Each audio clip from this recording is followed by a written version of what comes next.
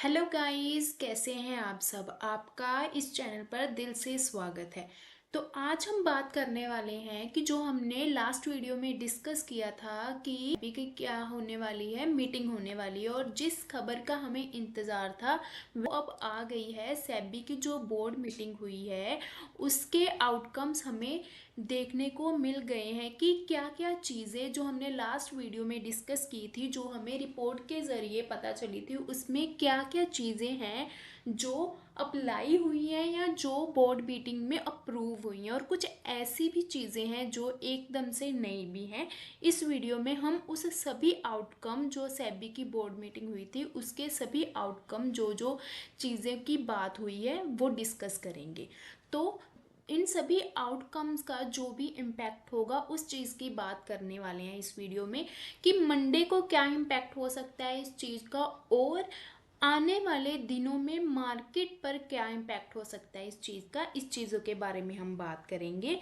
तो चलो आज अब हम इस वीडियो में सबसे पहले बात करते हैं किस चीज़ की, आईपीओ को लेकर। कि आईपीओ में तो आईपीओ को लेकर अनुमान चल रहे थे कि इनकी क्या अपडेट आ सकती है। तो हमें आईपीओ के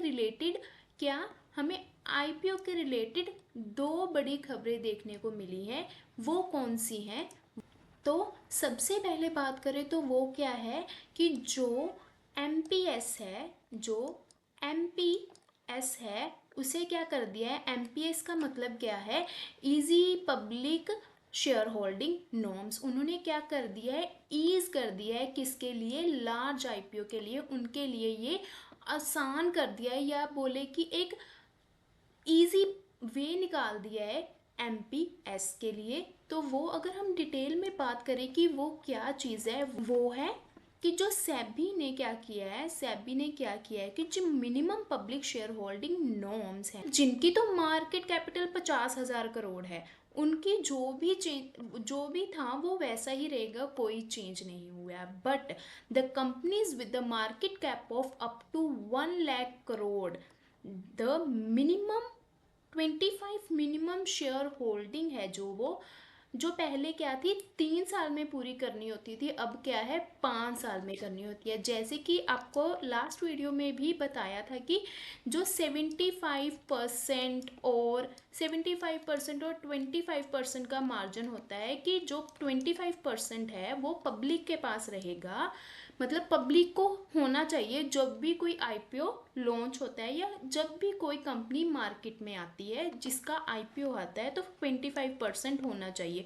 तो कई बार ऐसी बड़ी कंपनीज होती हैं कि जो इतने परसेंट स्टेक एकदम से नहीं दे सकती, पब्लिक को नहीं दे पाती। तो उसके लिए क्या था कि वो पहले क्या था कि उन्हें ये जो रिक्वायरमेंट है 25 और 75% की, ये 3 इयर्स में कंप्लीट करनी होती थी कि 3 इयर्स तक आप ये कर सकते हो।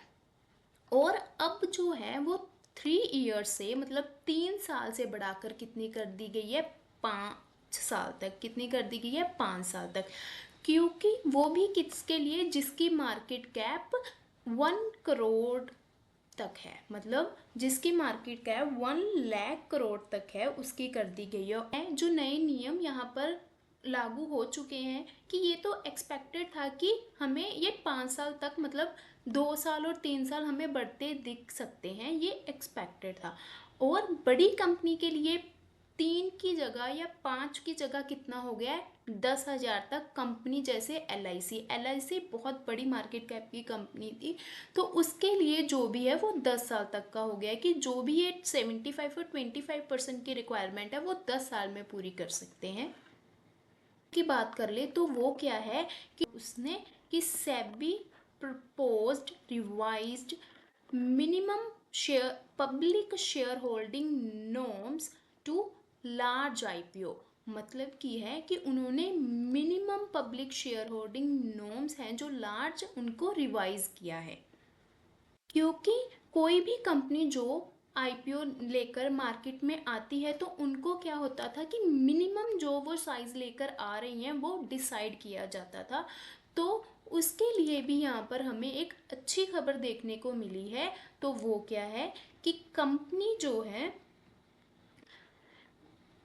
जैसे कि अगर अगर मैं यहाँ पर बात करूँ कि जो मार्केट कैप कितने वाली कंपनी है, जो मार्केट कैप यहाँ पर 1 लाख से लेकर 5 लाख तक है, उनको क्या किया गया है कि जो मिनिमम पब्लिक ऑफर साइज है वो क्या किया गया है, क्या दे दिया गया है, 6,250 करोड़ या फिर 2.75% कैपिटलाइजेशन का। जो भी इनमें से ज़्यादा होगा वो इनका market side, minimum market size इन्हें अलॉट कर दिया है एक तरह से।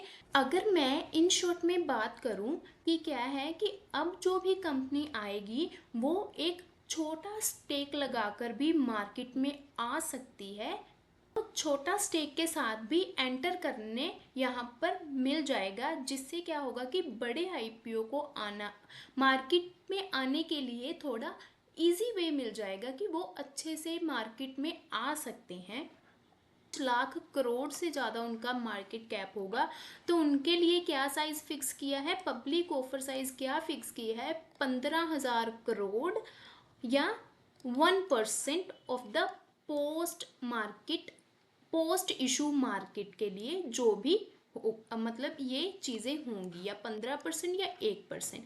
अगर मैं आपको इजी वे में बताऊं कि ये क्या चीज़ है, तो हम ये बोल सकते हैं कि जो भी यहाँ पर अगर बात करें कि जो भी मार्केट मिनिमम, मतलब जो भी मिनिमम पब्लिकर शेयर होल्डिंग है ना, अब कोई भी आईपीओ या कंपनी आईपीओ अपने छोटे स्टेक से भी कम मार्केट में एंटर कर सकती है अपने आईपीओ के साथ। देन अगर हम बात करें फॉरेन इन्वेस्टर्स की, उसका क्या है, वो क्या है, जो इंडिया में निवेश करते हैं, इन्वेस्टमेंट करते हैं। अगर हम उनकी बात करें कि सेबी ने क्या किया है, एक सिंगल विंडो फ्रेम बनाया है, एक सिंगल विंडो फ्रेम जिसका नाम है स्वागत। स्वागत एफआई, एफआई का मतलब वही कि फॉरेन इन्वेस्टर। इन्होंने क्या किया है कि जो इन्होंने क्या किया है कि उनकी रेगुलेटरी, मतलब उनकी रजिस्ट्रेशन इजी कर दिया है, उनका इंडिया में एंट्री लेना इजी कर दिया है विद लो रिस्क इन्वेस्टमेंट। जैसे कि हेल्थ फंड से, पेंशन फंड से उन्हें सब ये चीज़ें अलो कर दिया है। उनका इंडिया में इन्वेस्टमेंट करने का जो प्रोसेस था वो इजी कर दिया है, उनकी रजिस्ट्रेशन का जो प्रोसेस था वो इजी कर दिया है सेबी ने। उन्हें यहाँ पर ज़्यादा दिक्कत नहीं होगी, वो स्मूथली यहाँ पर एंटर कर सकते हैं। देन अगर हम बात करेंगे म्यूचुअल फंड की, म्यूचुअल फंड की क्यों, कि म्यूचुअल फंड को के लिए एक बहुत अच्छी बात देखने को मिल रही है, एक अच्छी चीज़ देखने को मिली है इस मीटिंग में। वो क्या है कि जो म्यूचुअल फंड है उसके क्या हुए हैं, जो इनके एग्जिट कट होते थे, एग्जिट लोड होता था, वो क्या कर दिया है, मिनिमाइज कर दिया है म्यूचुअल फंड में। किससे, 3% कर दिया है 5% से। मतलब क्या है कि जो इनका एग्जिट करने का, कई बार ऐसा होता है कि कोई जो म्यूचुअल फंड है वो टाइम से पहले ही विड्रॉल कर लेता है या बंद कर देता है, तो उनको क्या, उनको एक एज अ फीस या एज अ पेनल्टी फीस लगती थी, वो कितनी होती थी, 5%। बट अब वो कम होके कितनी हो गई है, 3% कर दी गई है। तो इससे क्या होगा, इससे सबसे पहला फायदा क्या होगा इन्वेस्टर्स को, जो म्यूचुअल फंड में इन्वेस्ट करते थे उससे होगा। इससे म्यूचुअल फंड को कोई फायदा नहीं होगा, उनको तो यहाँ पर एक नुकसान ही देखने को मिला है कि जिससे पहले उन्हें 5% जो एग्जिट लोड मिलता था, अब वो क्या हो गया है, 3% हो गया है। बट इससे कोई उन्हें ज़्यादा इम्पैक्ट नहीं पड़ेगा, ये छोटे समय के लिए होता है क्योंकि ये इनका मेन सोर्स नहीं है म्यूचुअल फंड का इनकम का। बट एक नॉर्मल इन्वेस्टर को इस चीज़ का बहुत अच्छा बेनिफिट मिल सकता है। बात करते हैं किसकी, विट्स एंड इनविट्स की, रिट्स एंड इनविट्स की, कि इनको मार्केट में इक्विटी का दर्जा मिलेगा या नहीं।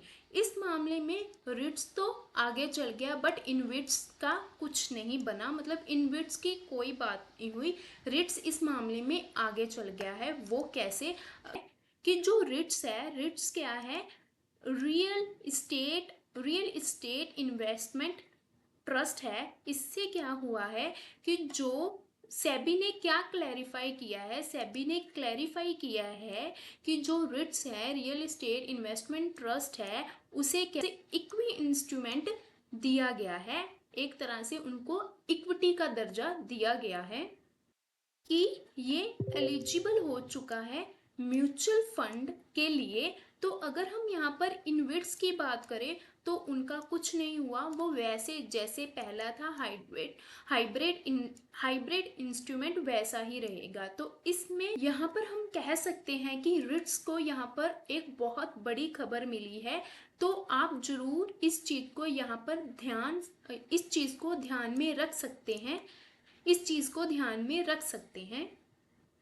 देन अगर हम बात करें कि जो किसकी फ्यूचर एंड ऑप्शंस की, फ्यूचर्स एंड ऑप्शन को लेकर बहुत सारी बातें चल रही थी कि क्या अब सेबी ने भी इस चीज को अपने मीटिंग में डिस्कस किया है कि जो फ्यूचर एंड ऑप्शन है उसकी वीकली एक्सपायरी बंद करने की बात की है, वो उन्होंने बात कर दी है। मतलब कि अब तो ये फिक्स है कि जो फ्यूचर एंड ऑप्शन की वीकली एक्सपायरी है वो बंद हो जाएगी, उसकी जगह पर क्या आ जाएगी, मंथली एक्सपायरी आ जाएगी।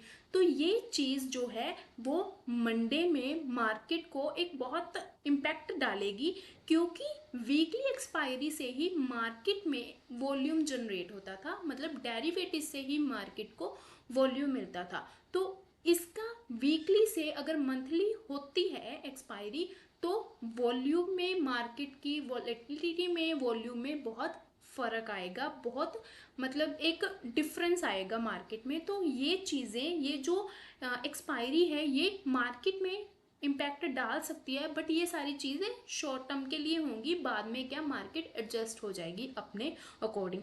तो ये सारी चीज़ें हैं जो सेबी की मीटिंग में बात की गई है, जिन टॉपिक्स के बारे में और जिन चीज़ों में चेंजेस आया है।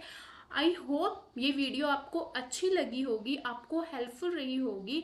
अगर आपको ये वीडियो अच्छी लगी है तो please like and subscribe my channel. Thank you.